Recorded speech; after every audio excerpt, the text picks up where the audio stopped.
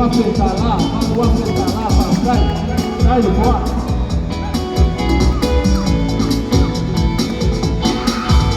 One more to live, I only say now, oh, it's a long life,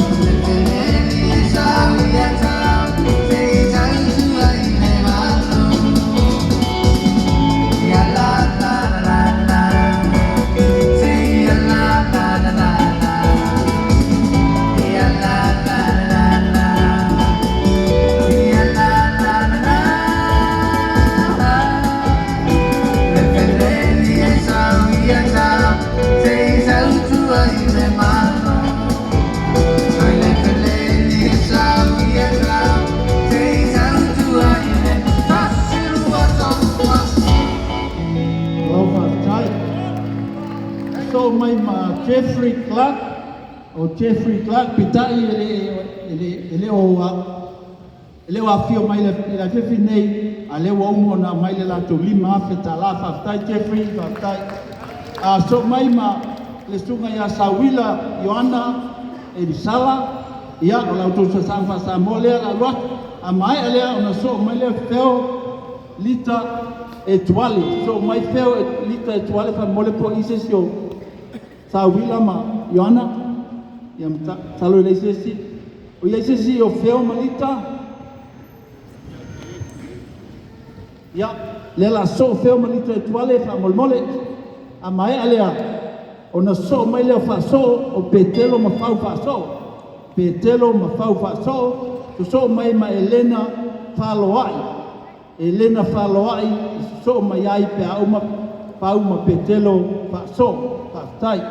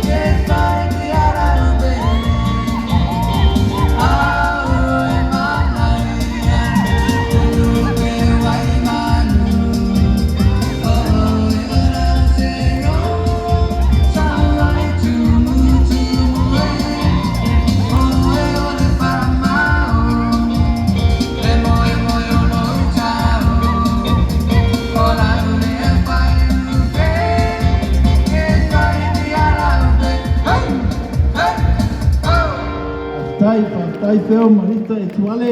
ia leo to e fa popo mai le silu afe wa fa afe tala e mea amata ele tau le tupe amata le Siva fa tai foa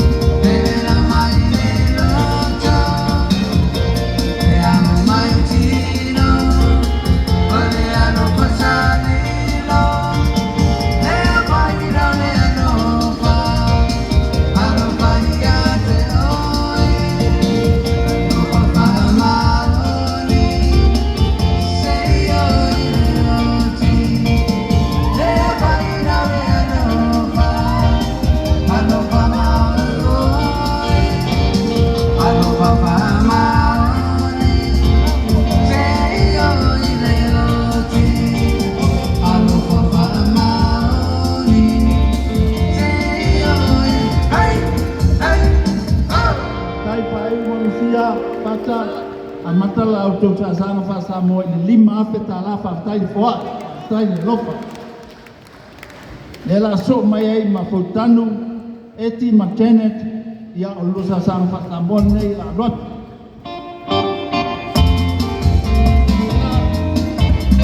afe fotanu eti Janet ma Janet ia ma lo fa tai foa tai la ke lofa o la tatu mai ai le te mai tai matua o ruta fua ia lau sasanga fa Samoa nei la rot a mai alea ona so mai leo o Fonti Mafera Jennifer Fruen ya mata o to Siva le tai lima afetala mata Siva ruta ile lima afetala pa pe fo ia le au Fruen fa tai le lof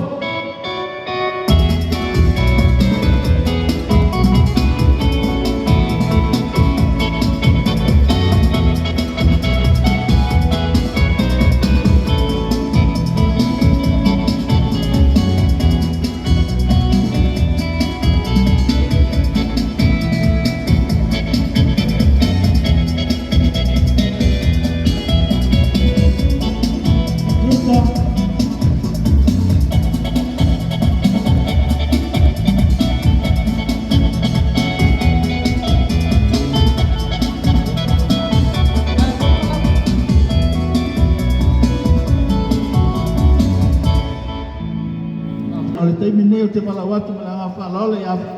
ile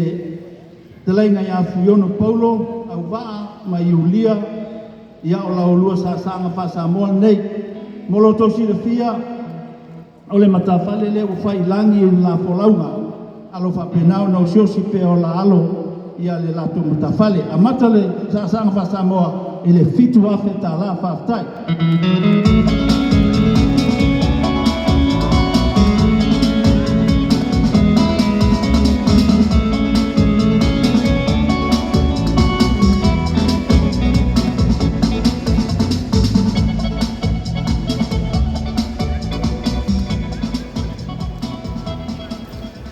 ya fa malulu atu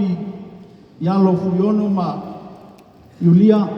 ono le mistaipo le melea e se fulu afe a matai le la tata ana fa Samoa se fulu afe fa tai le foai fa tai le lofa